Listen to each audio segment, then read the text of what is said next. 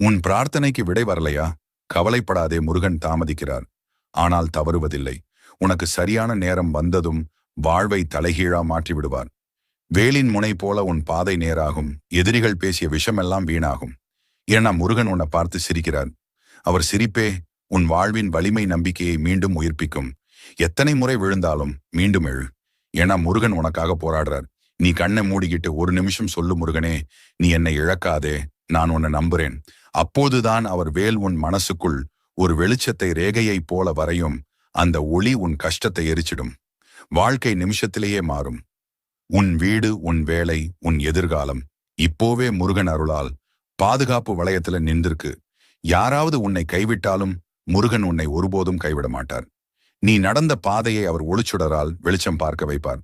இந்த வீடியோவை பார்க்கும் கணமே முருகன் உன் உள்ளத்தில் ஒரு தீபம் ஏற்றிவிட்டார். அந்த தீபம் அணையாது.